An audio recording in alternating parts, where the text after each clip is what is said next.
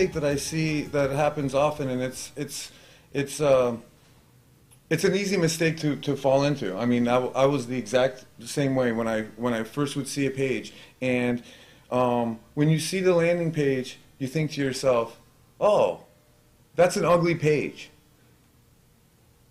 Well, it really doesn't matter if you or I think the page is ugly. If it's optimized correctly, it will perform well than a very pretty page that's not optimized correctly. Sometimes you'll notice a page with a lot of graphics and pictures actually distracts the user from what they were looking for. They land on the page looking for spark plugs, and then they see a picture of A pretty girl. a pretty girl. Yeah, and their train of thought for their search becomes derailed, and that could take away from your click-through rate and ultimately the revenue that you're earning on that domain. That would be one of the most common mistakes I see. Is people may even criticize a parking company. Your pages are just ugly. Well, those ugly pages may be providing the best service and may be bringing your users to what they're looking for in the fastest way. At the same time that I say that, I will also say, depending on the type of traffic and the type of domain you have, sometimes a pretty page is most appropriate, and a graphic or an image is appropriate. So finding a parking company that has the flexibility for you to either have those images and options of different templates and things like that, as well as more simple pages that you can test out, is really nice. And one more thing I'll say is with Traffic Z, actually, we do provide the search and click data. So you can go in later once you've collected some of this data and actually see what people are looking for. And you could use those keywords that your users have typed in that they're looking for on your page to actually optimize your page. It would be as relevant as you could possibly find. One thing to be aware when you do that is you might find the most relevant keyword for your landing page, for your segment of traffic, but if there are no advertisements related to that keyword, then it's not going to work. So that is one thing to be aware of. When optimizing with keywords, be careful not to be too specific, because there might not be advertisers bidding on a very specific keyword like chartreuse sports jackets. You might be better off optimizing to men's clothing or suits or something to that effect. A perfect example of that is I own a domain name that has the name of a city and motels at the end. So city motels.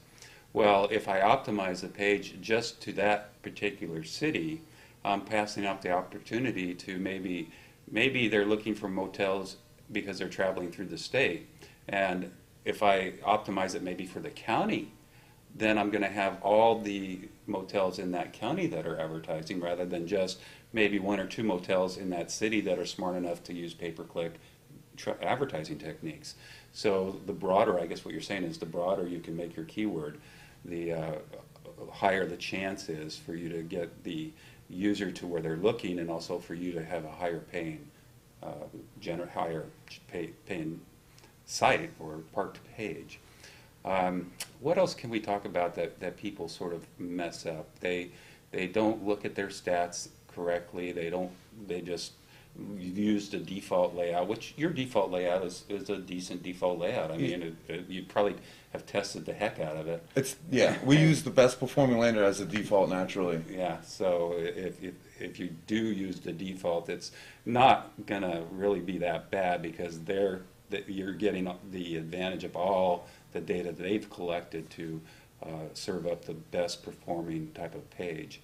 But once you get some traffic and you can look at it, then what I like to do is I like to go into Google and see what type of advertisers, what they're paying for bids.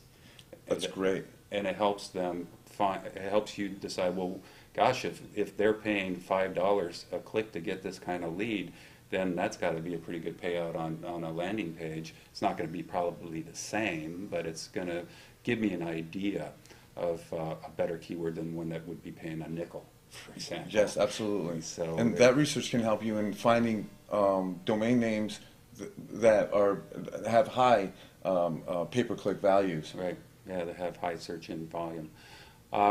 Gosh, what else can we talk about that would help these folks out?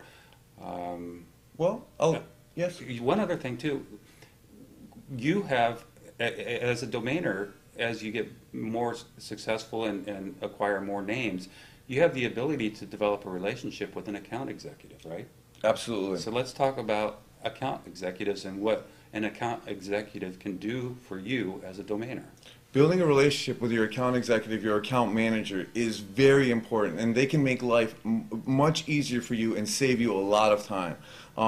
Find out who your account manager is. If you don't know already, just send an email to support, and they will let you know. This account manager is there to optimize your domains that aren't performing well, optimize all your domains in general, make sure your account is performing healthy. One piece of advice I would give is when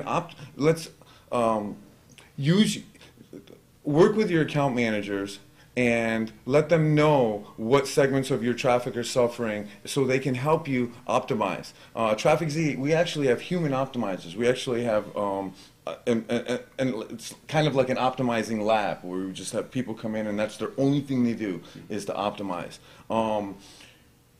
Once the optimization is done and you're analyzing, make sure that you're not misled. Okay, I optimize a domain this day. The next day, the revenue jumps.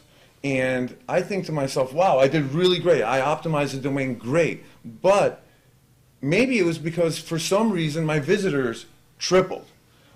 I would, when optimizing and measuring the effects of your optimizations, I would look at RPM. Because it takes the visitor fluctuations out of it where you can truly see, without that in the equation, how the optimization helped your domain. I kind of got off track. But let's talk about RPM because, again, some of these people are brand new to domaining. And everybody started brand new. So it is a learning curve. It's a cool learning curve. You're in at a perfect time in this business. I can't emphasize that enough. But okay, let's talk about what RPM stands for. Let's define the term. RPM is revenue per 1,000 visitors. And I will tell you, it is, in my opinion, maybe the best metric to use to gauge the health of your account. Because let's say seasonally or for whatever reason, the visitor count is down.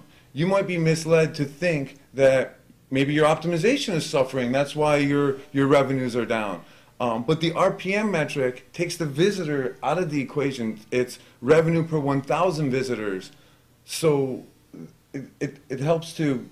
It evens out the data so that it just gives you a big picture overview so that you're not making rash decisions on minor data rather than major data. Yes, Yeah, absolutely.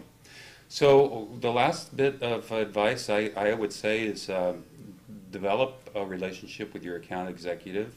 Come to a domaining event because you get to meet people like Sam.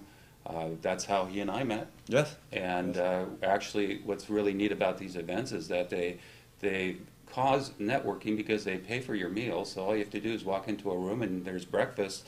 We sat down next to each other and had breakfast together, and what a great way to meet somebody. And so you owe it to yourself if you're going to get involved in this business to go to a domaining event. And I want to thank you, Sam. Is there anything else you want to talk about? I'd like to thank you as well. Just to maybe reinforce what you were just saying, it's a wonderful industry, a great space to be in. The window of opportunity is not even close to being shut. It's an ever-evolving industry, and with an industry with so much change, there's always opportunities arising. So it's an exciting place to be, and I would also recommend go to a domaining event. You know, meet with peers. It's a great energy, and it'll be well worth it for you. Great. Thank you very much. All right, thank you, Phil. Sure.